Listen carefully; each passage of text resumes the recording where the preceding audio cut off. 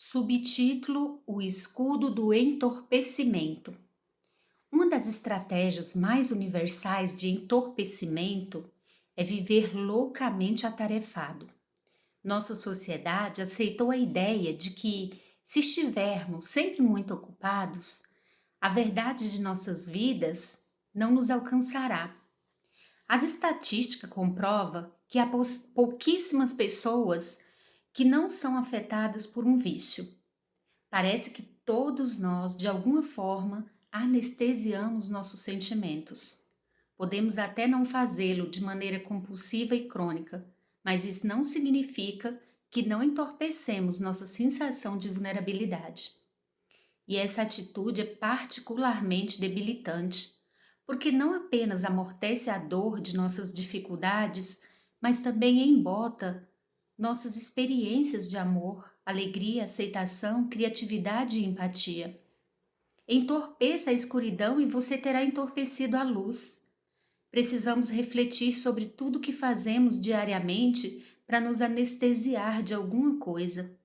As doses de bebida alcoólica que tomamos enquanto preparamos o jantar ou durante as refeições, as nossas 60 horas de trabalho semanais, o consumo abusivo de açúcar, o longo tempo passado diante da TV, o excesso de remédios e as várias xícaras de café que tomamos para tirar o torpor do vinho e do analgésico.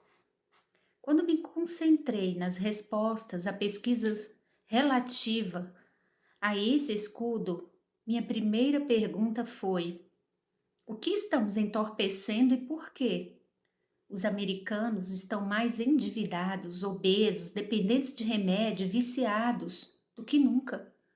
Pela primeira vez na história, o Centro de Prevenção e Controle de Doença dos Estados Unidos anunciou que os acidentes automobilísticos se tornaram a segunda maior causa de morte acidental no país.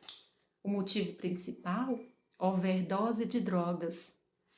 Mas a verdade é que há mais casos de morte por overdose de droga prescrita do que por overdose de cocaína, heroína e metanfetamina somados.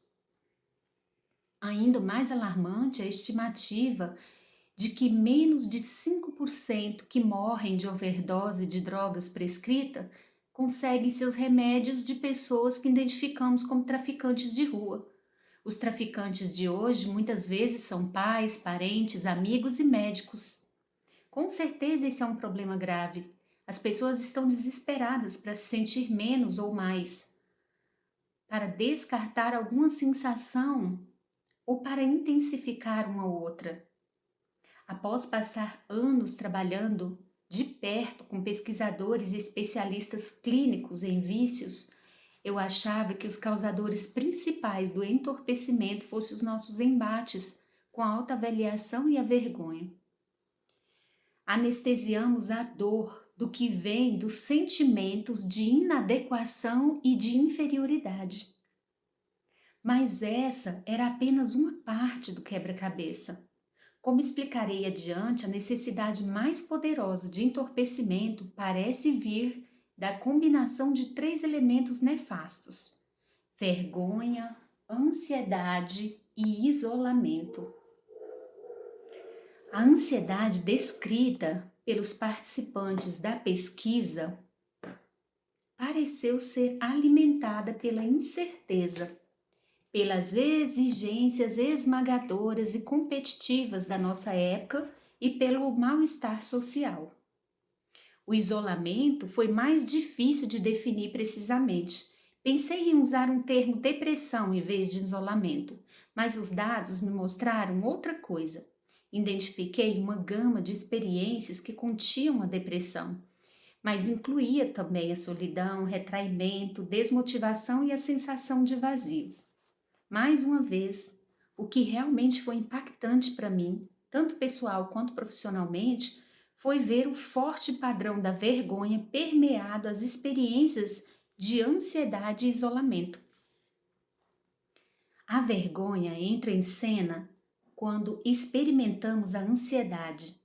não apenas porque nos sentimos temerosos, impotentes e incapazes de administrar as exigências cada vez maiores da vida, mas porque, no final das contas, a ansiedade é composta e se torna insuportável pela crença de que, se fôssemos mais inteligentes, mais fortes ou melhores, seríamos capazes de dar conta de tudo. O entorpecimento aqui se torna um meio de abrandar tanto a instabilidade quanto a inadequação. Com o isolamento, a história é parecida. Podemos ter muitos amigos no Facebook, colegas, amigos da vida real e vizinhos. Porém, ainda assim, nos sentimos sozinhos e invisíveis. E como fomos programados para estabelecer vínculos, o isolamento sempre provoca sofrimento. Sentir-se isolado pode ser uma parte normal da vida e dos relacionamentos, mas quando somado à vergonha de acreditar que estamos isolados porque não somos dignos de contato, o isolamento causa uma dor tão grande que a necessidade de anestesiá-la se torna incontrolável. Um passo além do isolamento é o retraimento psicológico, que apresenta um perigo real. Jan Beck e Irene Stive, duas teóricas relacionais culturais do Stone Center da Faculdade de Wellesley, nos estados de Massachusetts, identificaram esse aspecto extremo. Elas escreveram: acreditamos que a experiência mais terrível e destrutiva que uma pessoa pode ter é o retraimento psicológico. Isso não é o mesmo que estar sozinho. É a sensação de estar afastado de qualquer possibilidade de contato humano e de ser impotente para mudar a situação. No seu ápice, o retraimento psicológico pode levar à falta de esperança e ao desespero. As pessoas farão quase tudo para escapar dessa mistura de isolamento patológico com impotência.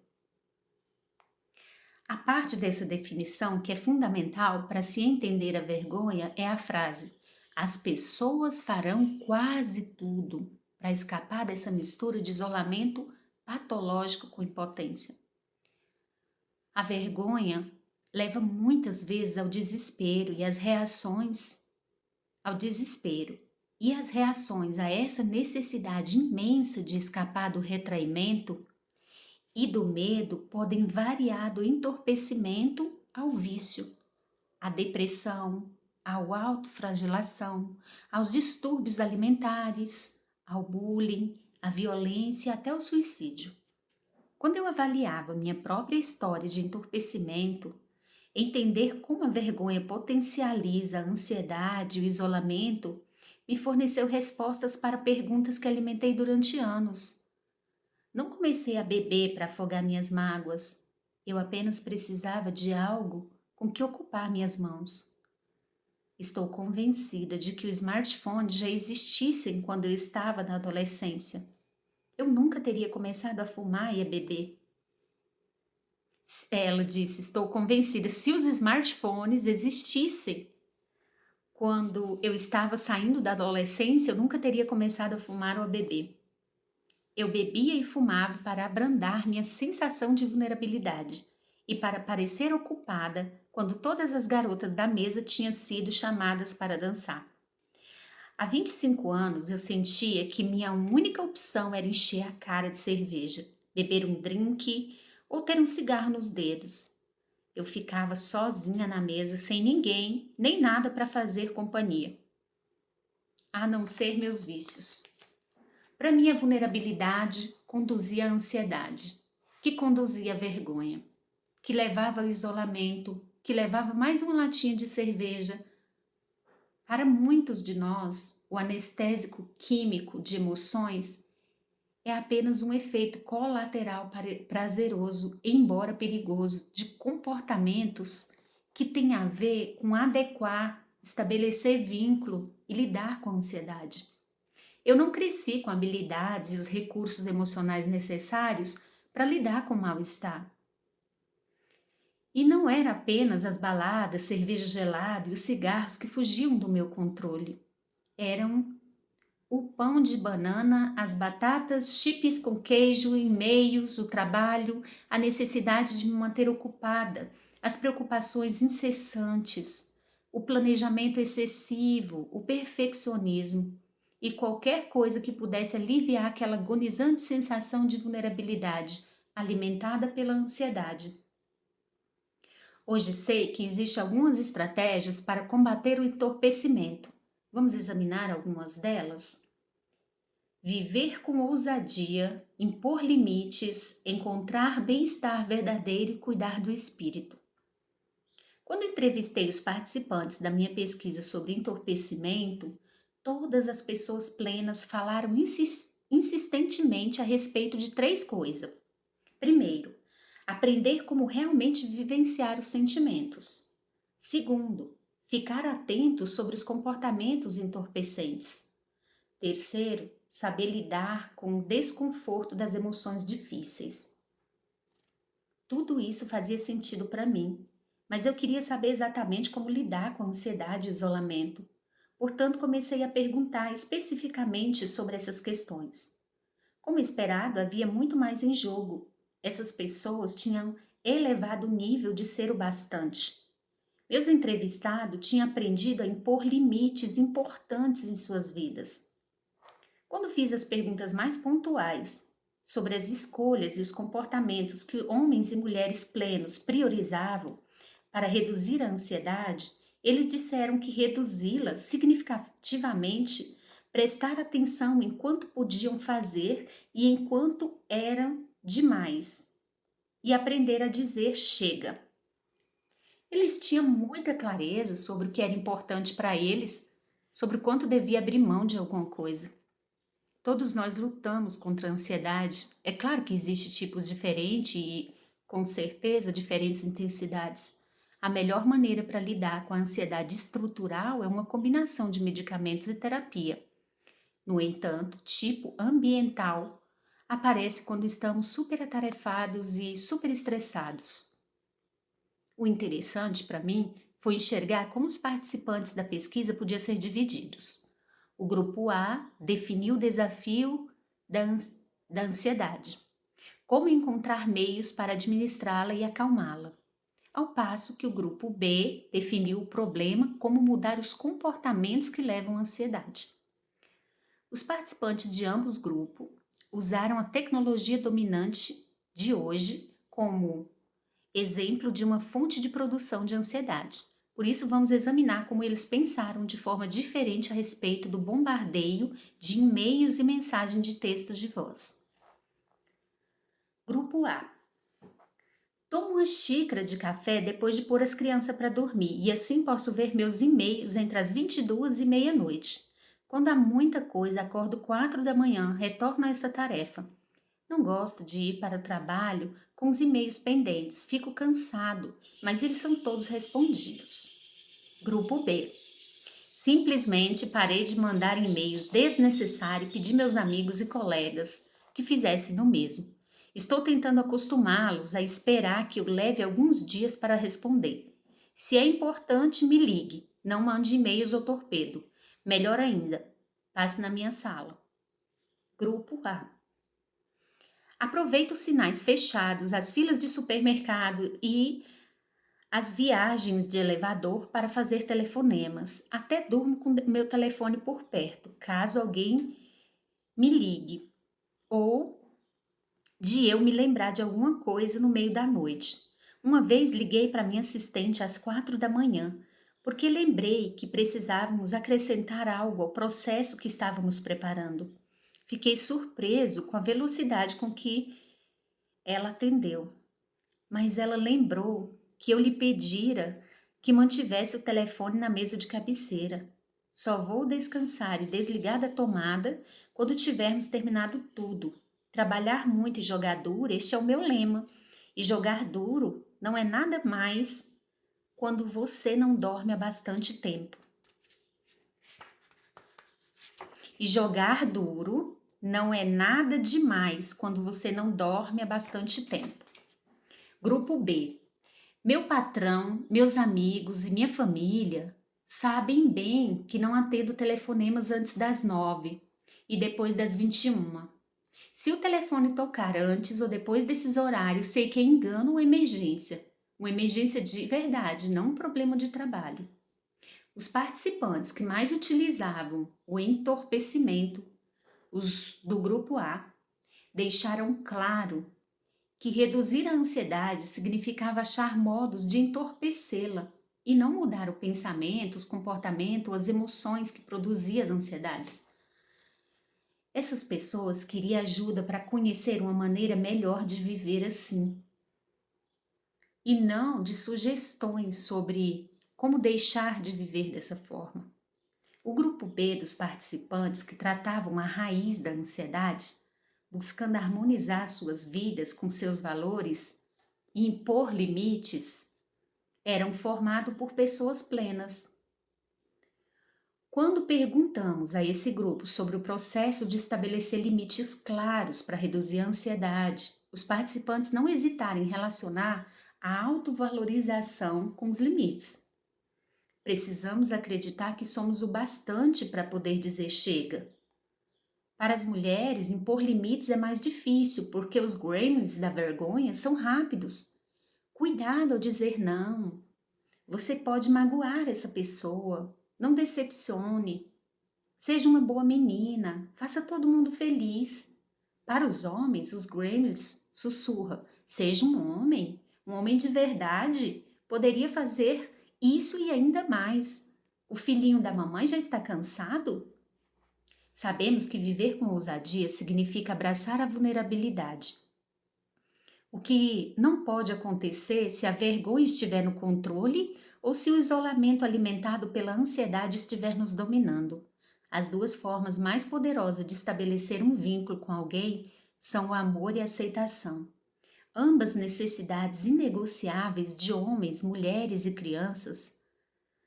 Ambas necessidades inegociáveis de homens, mulheres e crianças. Enquanto realizava as entrevistas, descobri que somente uma coisa separa homens e as mulheres que experimentam um grande sentimento de amor e aceitação daquelas pessoas que parecem estar lutando por isso: a crença no próprio valor. Se quisermos vivenciar esse sentimento em sua plenitude, precisamos acreditar que somos merecedores dele. Antes, porém, de falarmos mais sobre entorpecimento e isolamento, quero compartilhar as definições de vínculo e aceitação que apareceram na coleta de dados.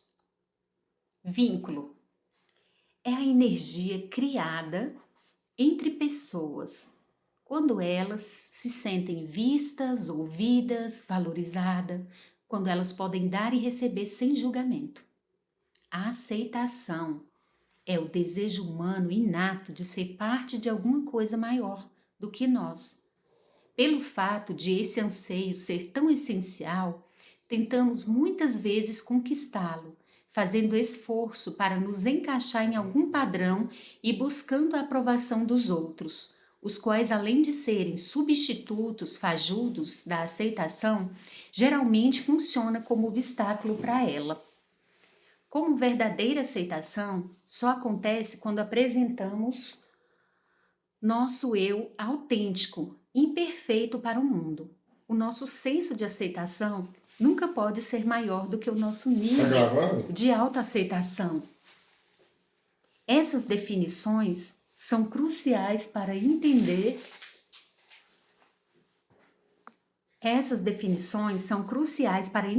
como nós isolamos e perdemos os vínculos mais essenciais e de que forma podemos mudar.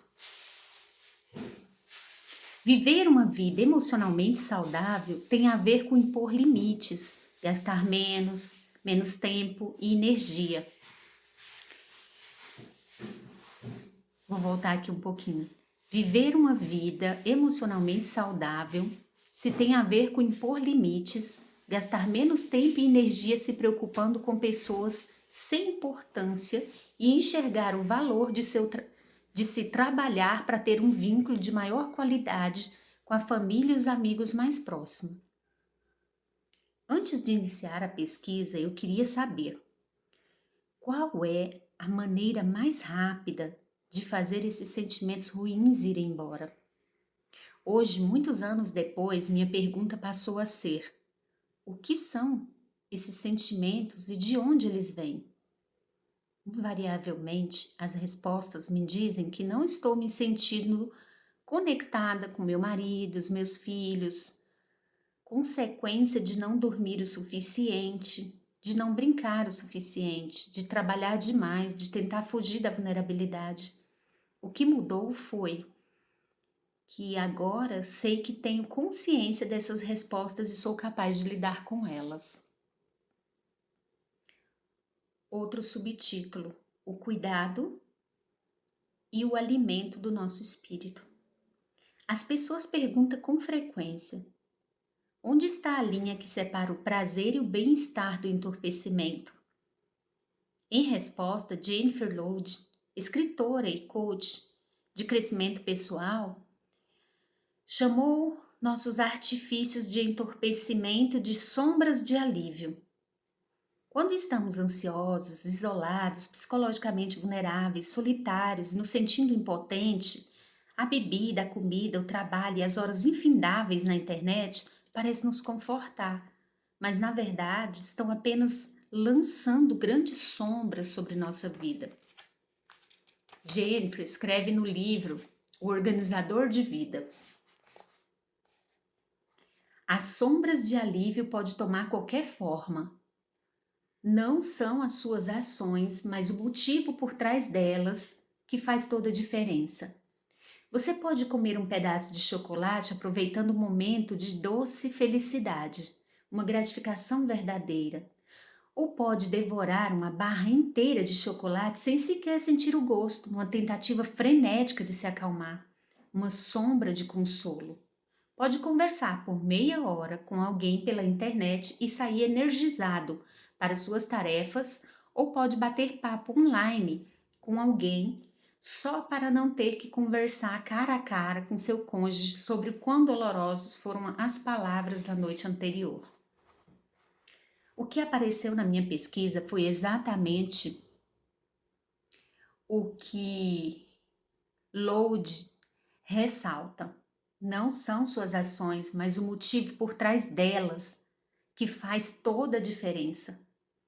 Isso nos convida a refletir sobre o que está por trás das escolhas e se for fútil discutir essas questões em família, com os amigos mais próximos ou com um terapeuta, não há cartilhas ou manuais que nos ajudem a identificar as sombras de alívio ou outros comportamentos destrutivos que buscam entorpecimento.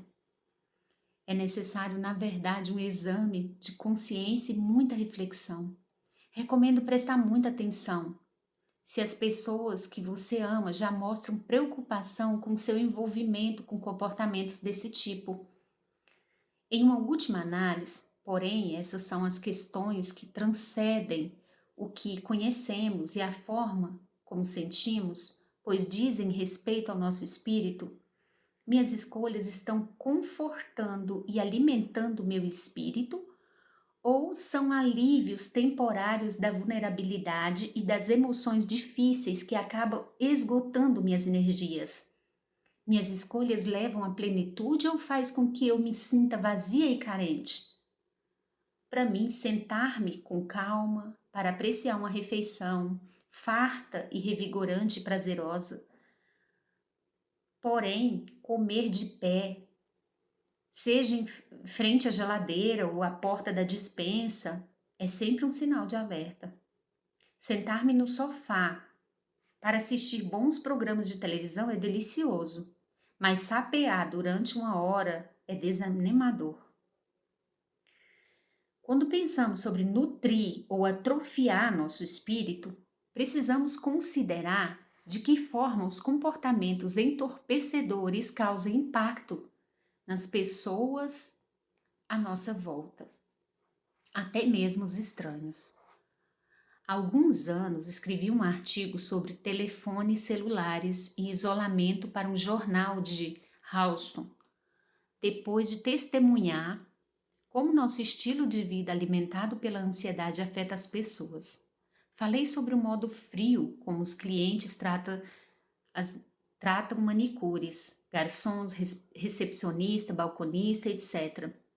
Como se não fossem pessoas e não merecessem sequer serem olhados nos olhos.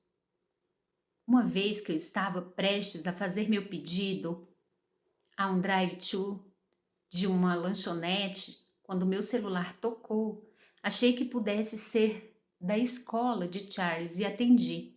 Era alguém ligando para confirmar uma reunião de trabalho. Desliguei o telefone o mais depressa que pude. Enquanto eu dizia sim, irei à reunião, a atendente na janela e eu conseguimos nos comunicar. Eu me desculpei com ela assim que desliguei o telefone. Devo ter surpreendido a moça com aquela atitude, porque ela começou a chorar, dizendo em seguida: obrigada, muito obrigada. A senhora não tem ideia o quanto isso é humilhante. As pessoas nem olham para nós.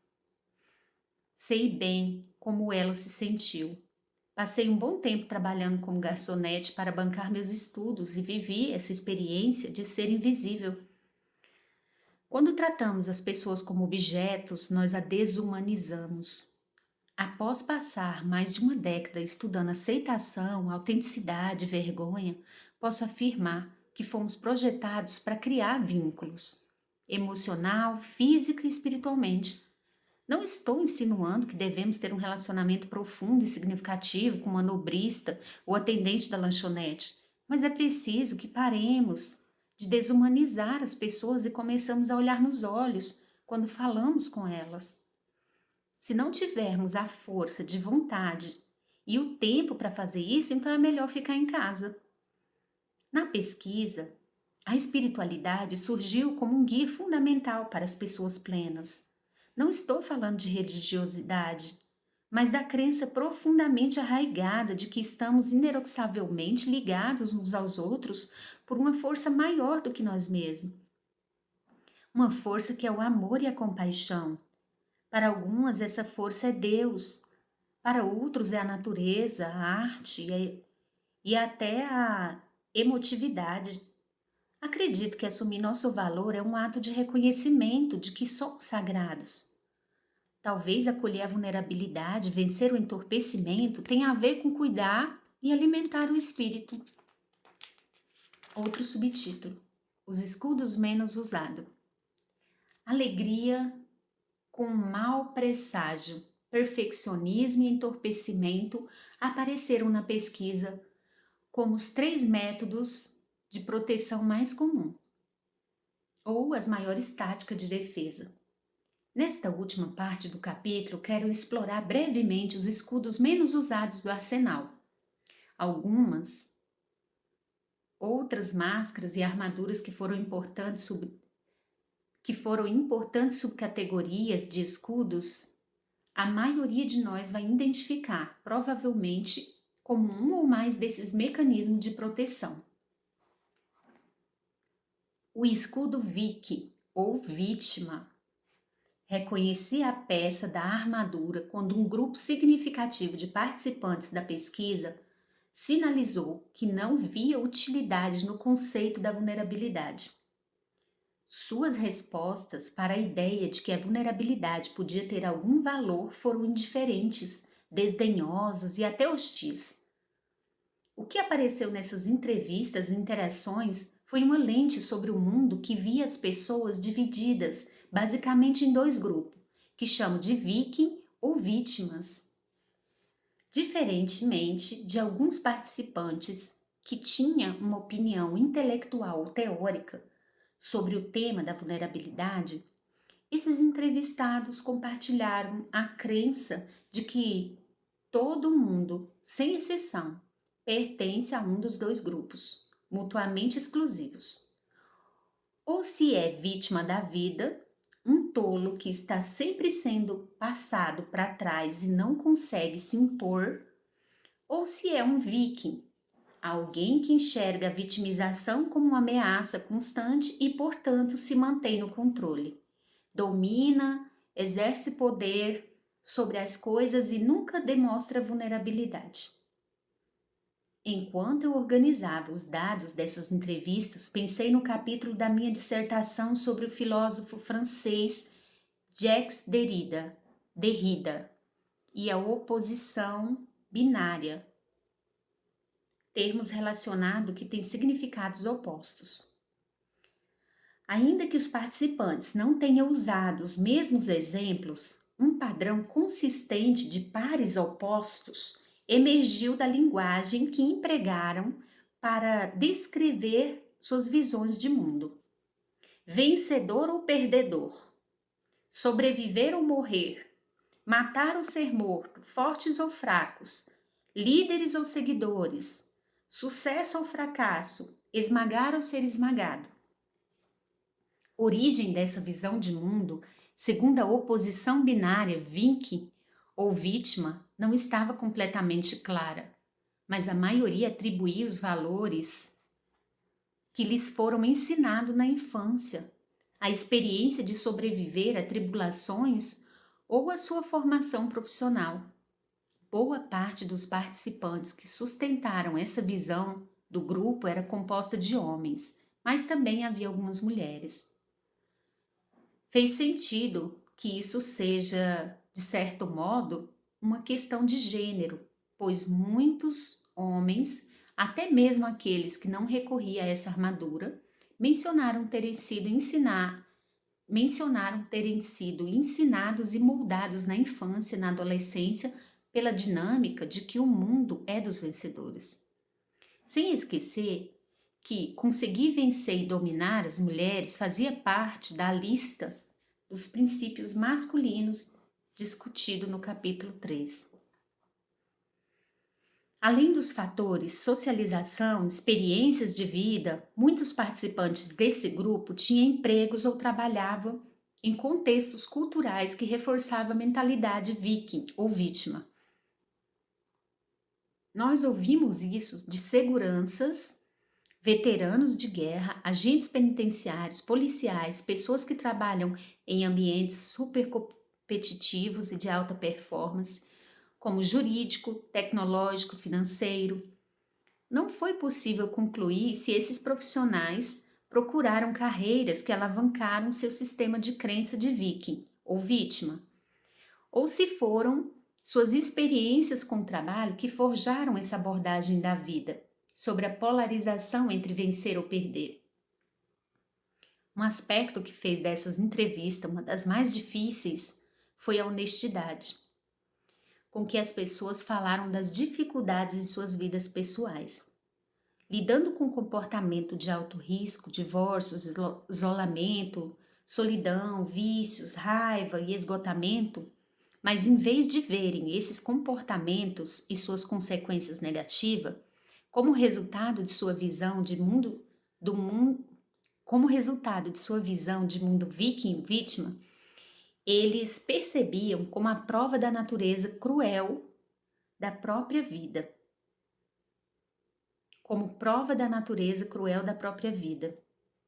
Quando examino as estatísticas nas profissões viking ou vítima, mais intolerantes à vulnerabilidade, identifico o desenvolvimento de um padrão perigoso.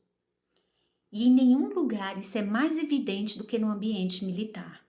As estatísticas sobre o estresse pós-traumático relacionado a suicídio, violência, vício, comportamento de alto risco apontam para esta assombrosa verdade.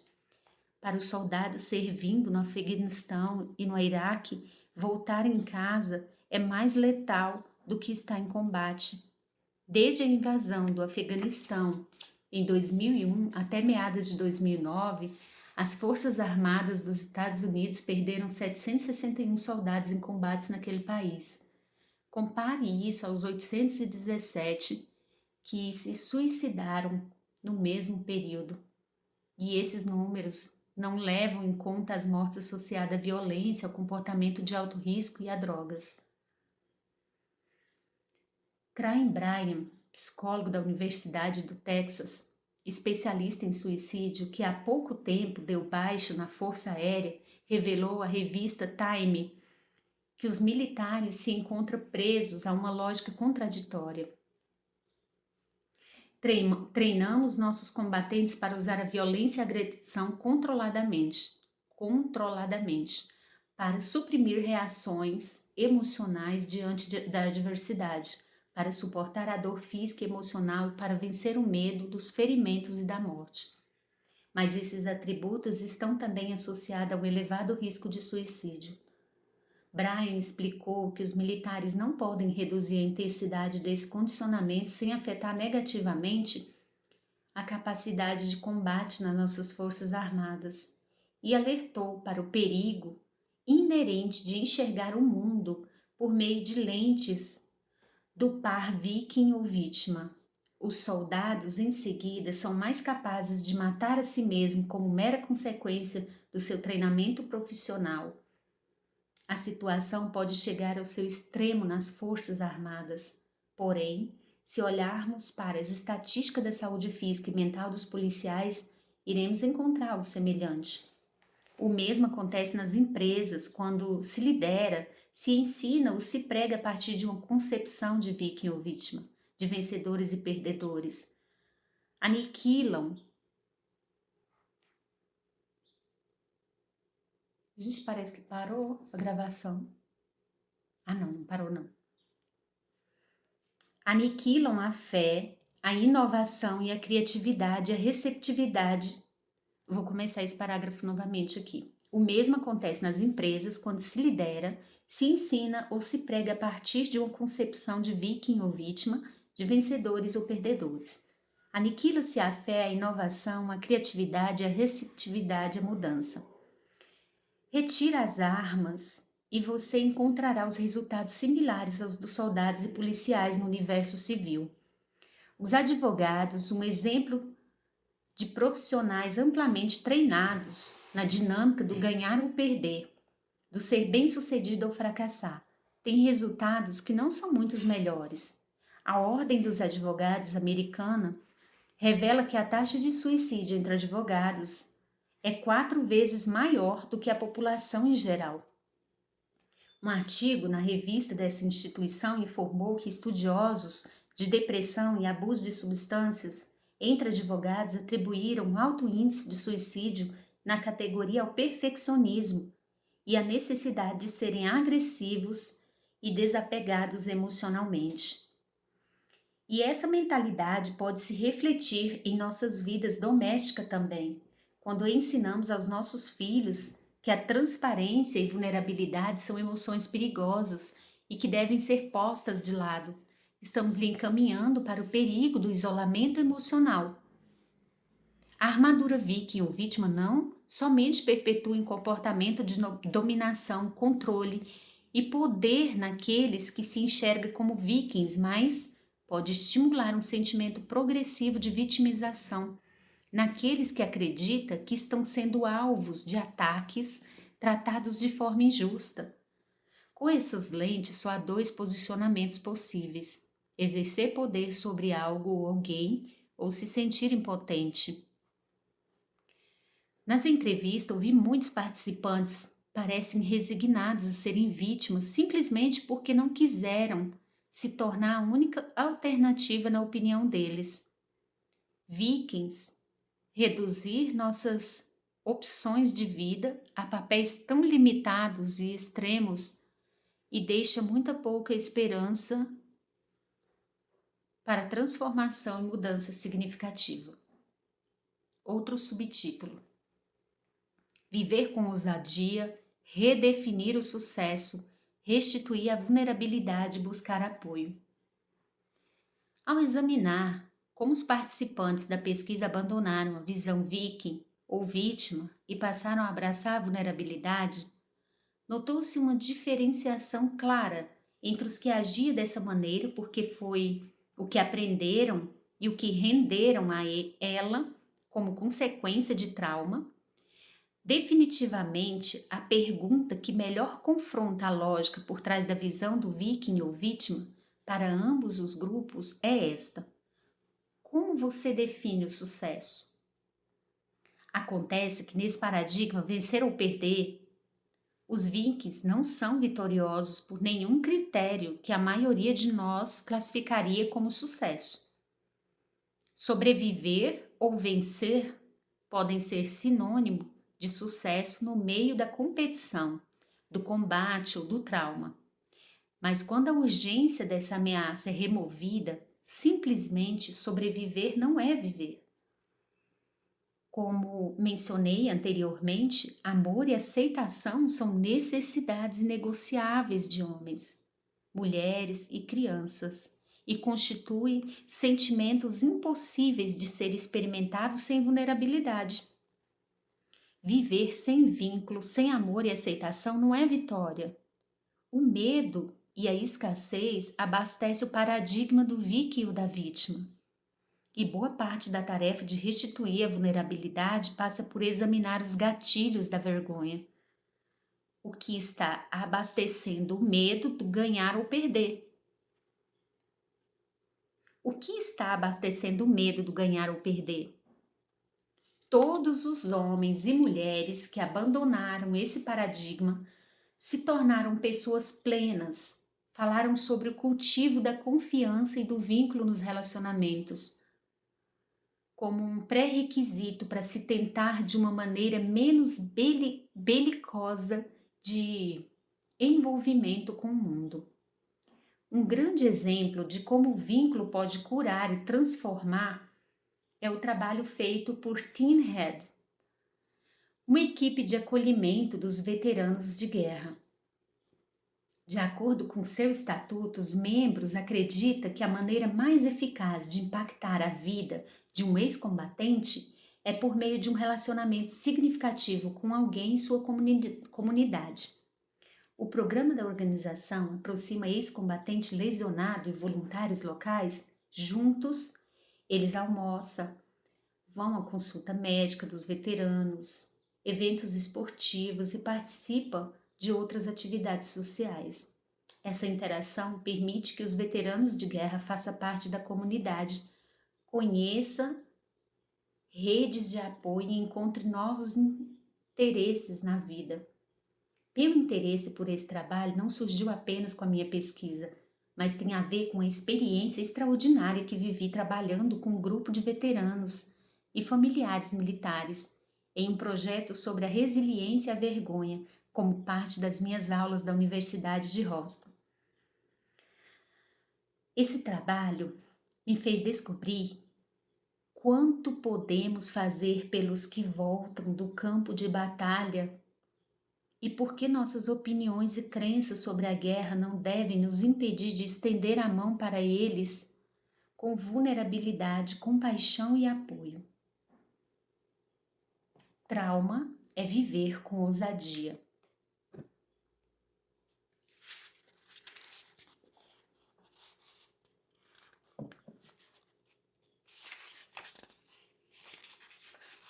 Já vou continuar. Todos tentamos entender por que algumas pessoas que sobreviveram a traumas em combate, por violência doméstica, por abuso físico ou sexual ou traumas ocultos, mas igualmente destrutivo, como a opressão, a negligência, o abandono, o excesso do medo ou o estresse, mostraram grande capacidade de recuperação e de vivenciarem vidas plenas, ao passo que outros tiveram suas trajetórias definidas por aquele evento. Estas podem vir a cometer a mesma violência que sofreram, passar a vida lutando contra um vício ou ser incapazes de escapar do sentimento de que são vítimas em situações em que claramente não são. Depois de pesquisar a vergonha por 6 anos, eu sabia que parte da resposta estava na resiliência à vergonha. As pessoas com maior capacidade de luta desenvolveram intencionalmente os 4 elementos que discutimos nos capítulos anteriores. A outra parte da resposta pareceu pouco clara para mim até eu começar as minhas novas entrevistas sobre a vulnerabilidade e a plenitude. Se somos obrigados a enxergar tudo por meio das lentes do modelo Vick ou vítima como mecanismo de sobrevivência, pode parecer impossível ou mesmo fatal escapar dessa visão de mundo. Como esperar que alguém desista de um modo de ver e entender o mundo que lhe tem mantido vivo física, cognitivo ou emocionalmente? Ninguém é capaz de abrir mão das suas estratégias de sobrevivência sem ajuda consistente e sem o desenvolvimento de estratégia substituta. Abandonar o escudo Vick ou vítima exige auxílio de um profissional, alguém que entenda o trauma. Os grupos de apoio também costumam ser muito úteis.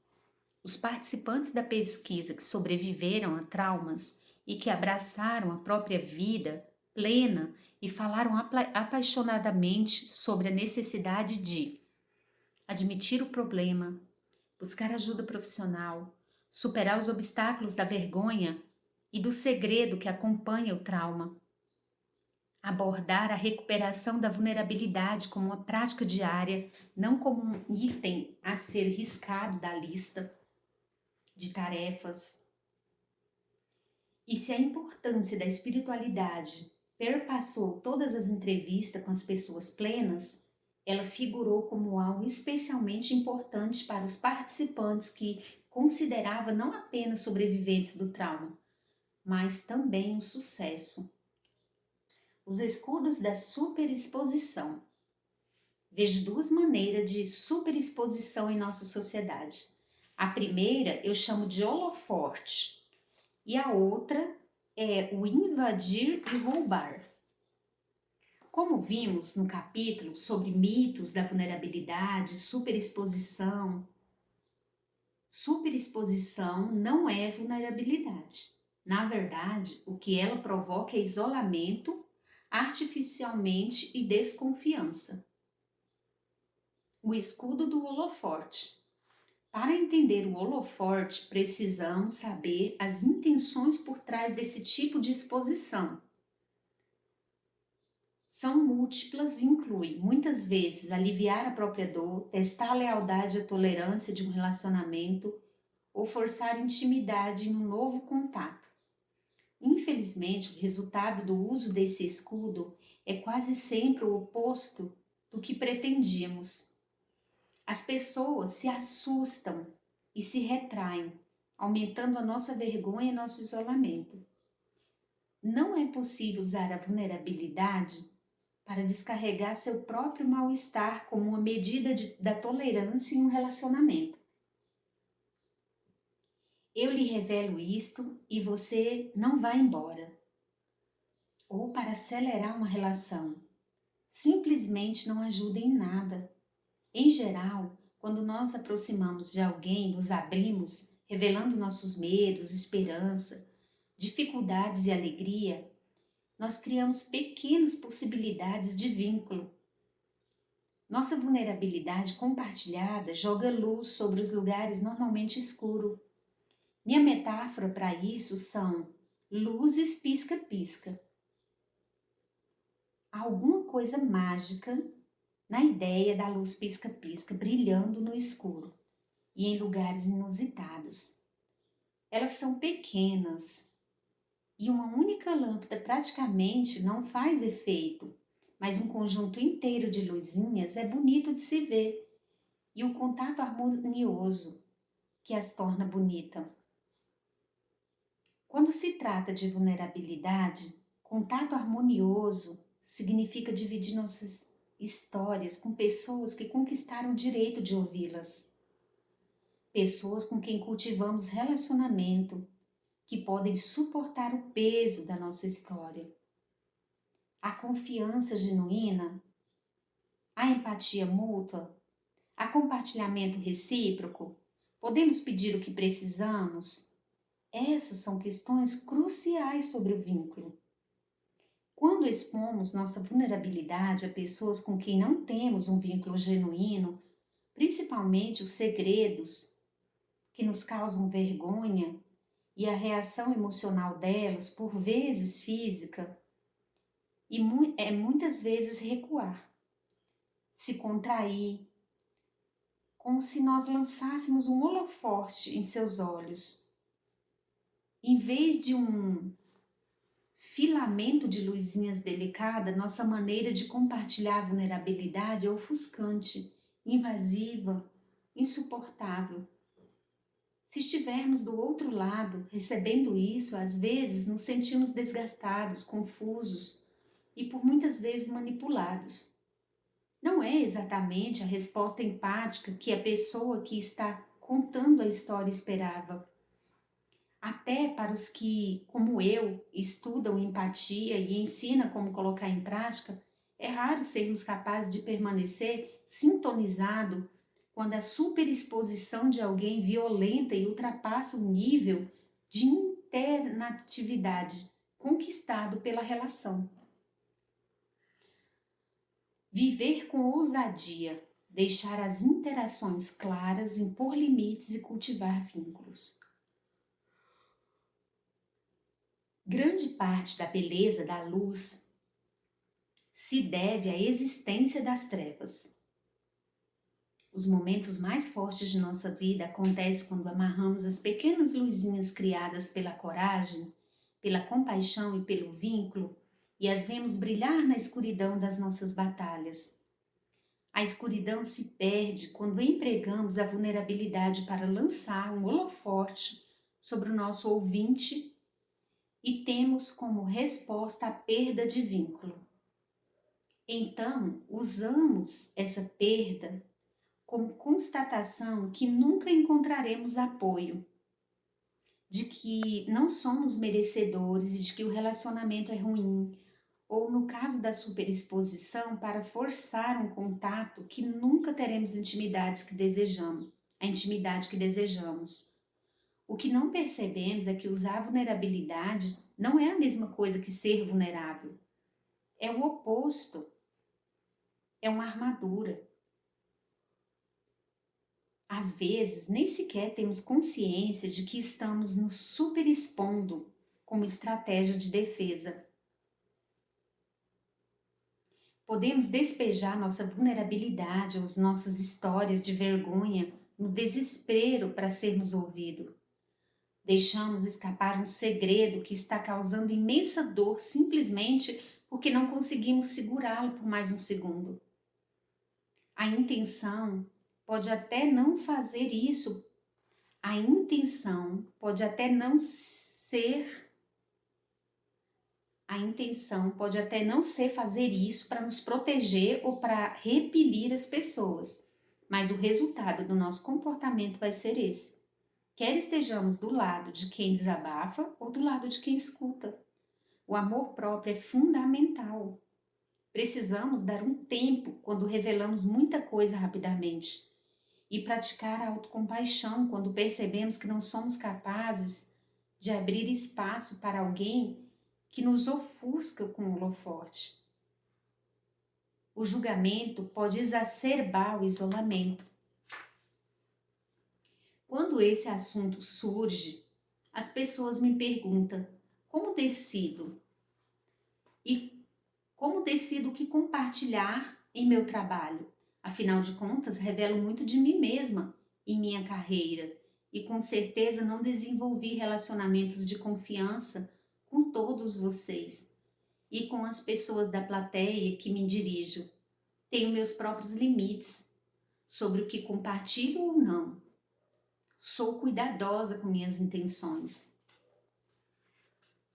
Primeiro, só conto histórias e experiências que já tenham sido trabalhadas e resolvidas.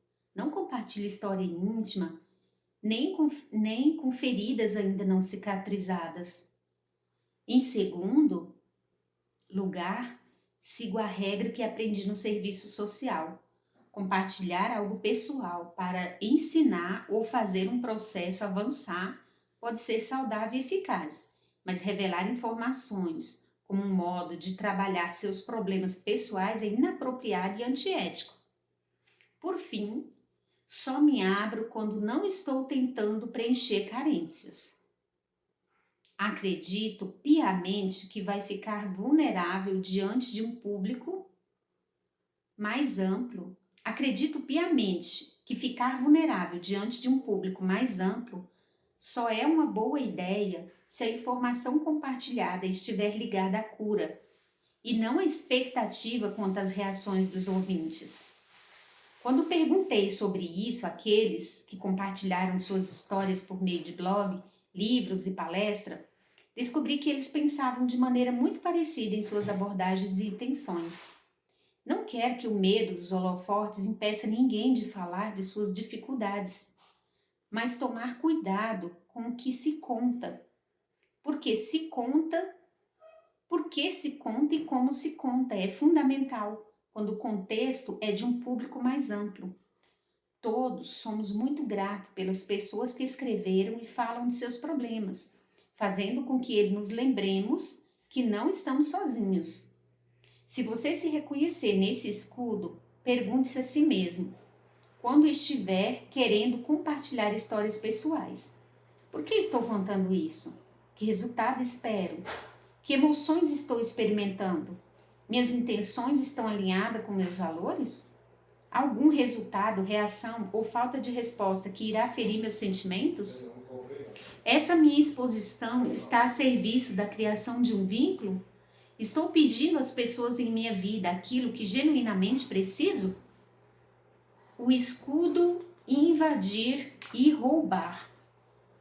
Se o holoforte tem a ver com usar mal a vulnerabilidade, a segunda maneira de superexposição tem a ver com a prática de usar a vulnerabilidade como ferramenta de manipulação. Uma atitude de invadir e roubar é desorganizada, não planejada e desesperada. O invadir e roubar, empregado como armadura, tem a ver com invadir fronteiras sociais das pessoas com informações íntimas e então roubar toda a atenção e energias possíveis. Vemos isso com mais frequência na cultura das celebridades, em que impera o sensacionalismo. Infelizmente, professores e inspetores escolares me disseram que veem esse comportamento com muita frequência, até mesmo em alunos do ensino fundamental. Diferentemente do holoforte, que pelo menos procede de uma tentativa repleta de carência, de confirmar nosso valor, essa suposta revelação de vulnerabilidade contida no invadir e roubar parece menos verdadeira. Em minhas investigações com pessoas que desenvolvem esse comportamento, pude constatar que a motivação que está por trás dele é o desejo de atenção. É claro que as questões de valorização estão por trás do desejo de atenção, mas em nosso mundo de mídias sociais é cada vez mais difícil identificar o que é uma tentativa verdadeira de contato e o que é puro exibicionismo. De um jeito ou de outro, não se trata de vulnerabilidade. Viver com ousadia, questionando as intenções.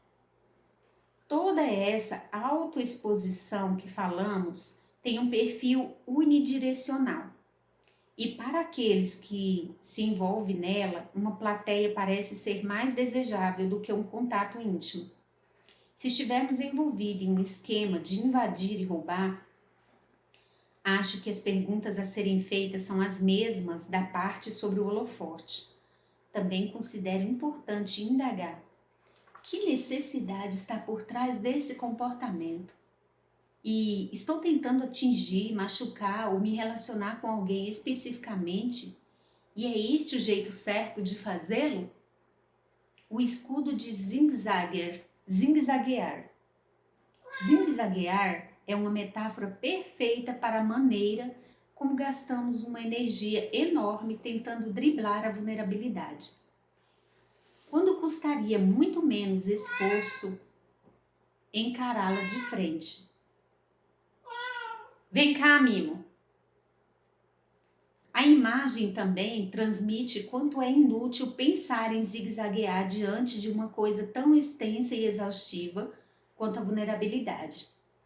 Zigue-zaguear Nesse contexto, significa tentar controlar uma situação dando as costas para ela, fingindo que não está acontecendo, ou até mesmo fingindo que não, ou até mesmo fingindo que você não se importa. Costumamos nos desviar do conflito, do desconforto, da possível confrontação, do potencial de passar vergonha ou ser magoado e da crítica, seja autocrítica ou que os outros nos dirigem.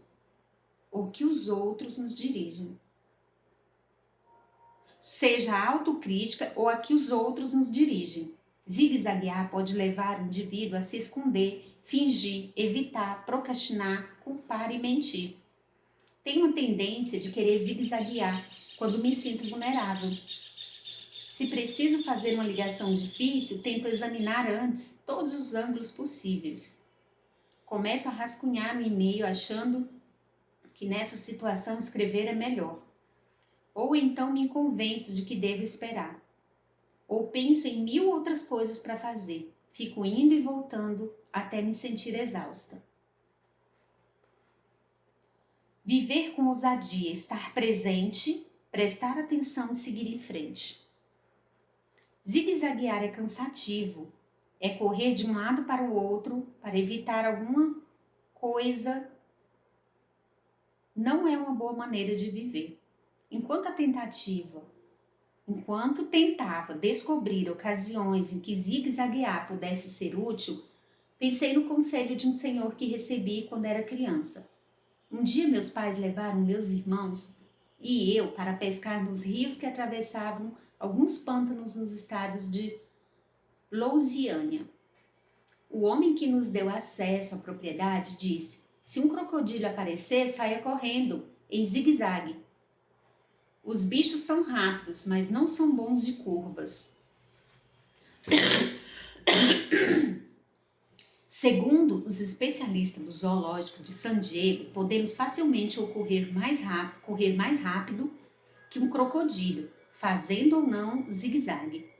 Eles alcançam uma velocidade máxima de 16 ou 17 km por hora e não conseguem correr durante muito tempo.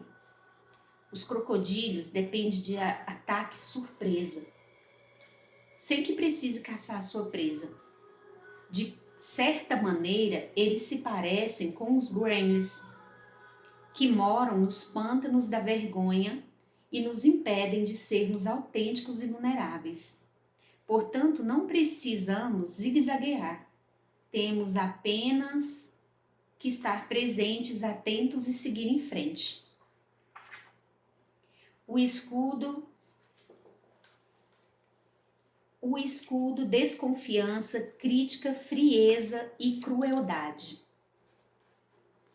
Se a sua decisão for entrar na arena e viver com ousadia, prepare-se para dar a cara a tapa. Não importa se sua grande ousadia for um artigo para o jornal da escola, uma promoção de emprego ou vender uma peça de cerâmica que você fez. Estará na mira de alguma desconfiança ou de alguma crítica. Pode até encontrar pela frente algum autêntico espírito de porco. Isto porque a desconfiança, a crítica, a crueldade e a frieza são ainda melhores do que uma armadura. Elas podem ser transformadas em armas que não apenas mantêm a vulnerabilidade à distância, mas também pode ferir as pessoas que estão vulneráveis e colocar em situações difíceis.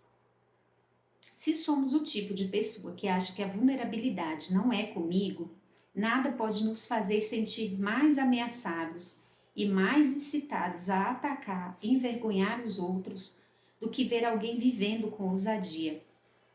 A ousadia produz um espelho incômodo que reflete nossos próprios medos de aparecer e criar e deixar que nos vejam.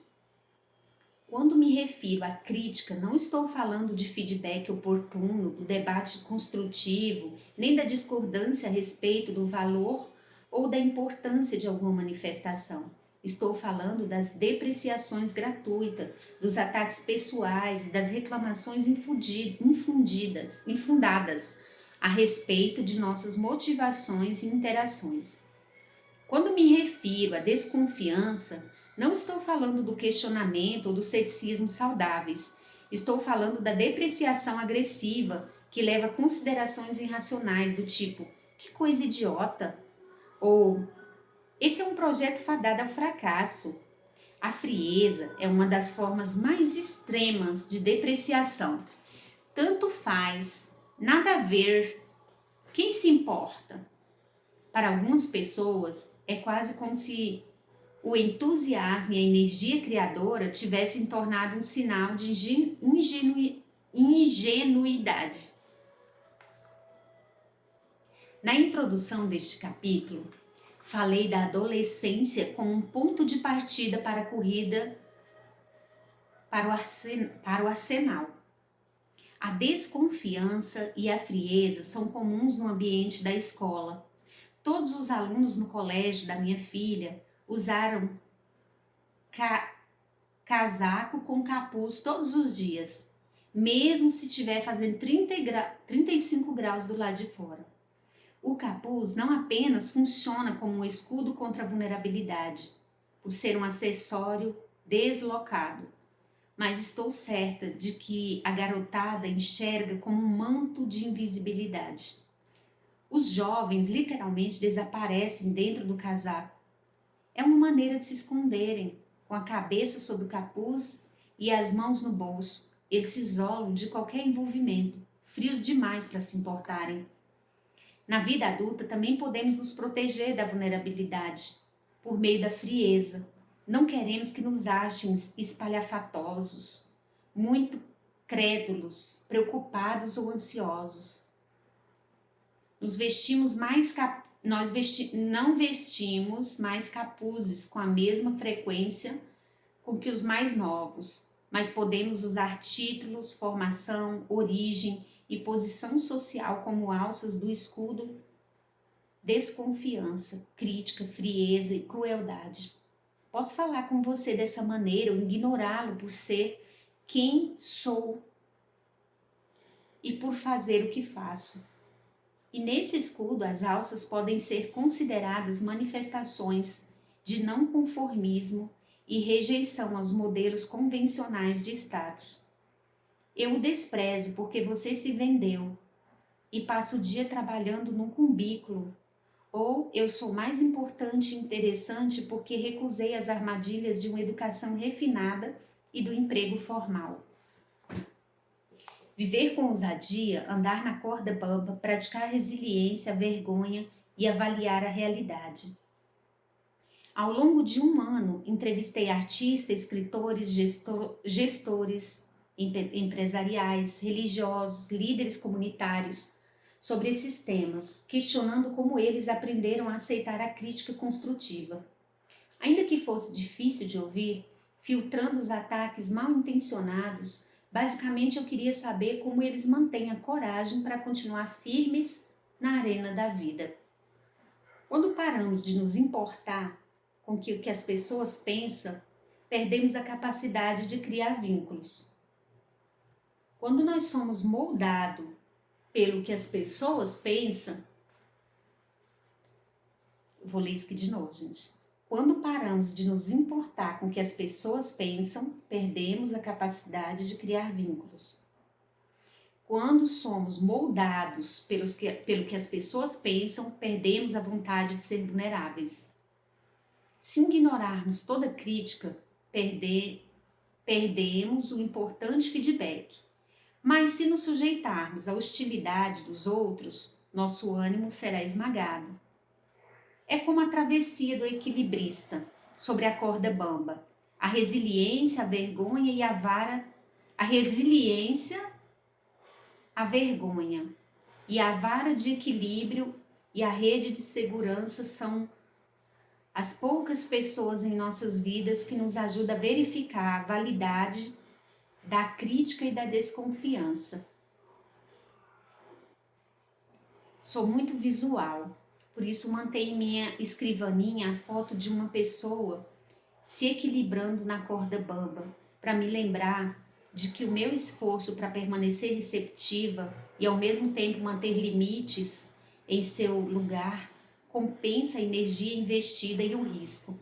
Os participantes da pesquisa que usaram a crítica e a desconfiança no passado como um modo de se protegerem da vulnerabilidade falaram com sabedoria sobre a sua transição para a vida plena. Muitos contaram que seus pais moldaram seus comportamentos na infância e na adolescência e que não tinham consciência de quanto imitavam até que começaram a investigar os próprios medos de ficar vulnerável, tentar coisas novas e se envolver. Essas pessoas não eram ególatras, que têm prazer em insultar os outros. Na verdade, elas eram mais exigentes consigo mesmas do que com as outras pessoas. Portanto, sua depreciação não era somente dirigida para fora, ainda que admitisse usá-la com alguma frequência como forma de diminuir os próprios complexos. Nas entrevistas, os homens e as mulheres que se definiram como críticos sofriam por sentirem desprezados, invisíveis.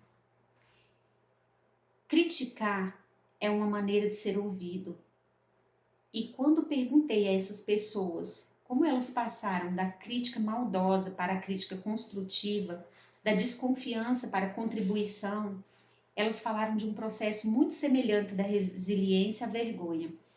Entender o que motivava seus ataques, o que representava seu senso de valor próprio, conversar sobre isso com as pessoas em quem confiava e pedir aquilo de que se precisava.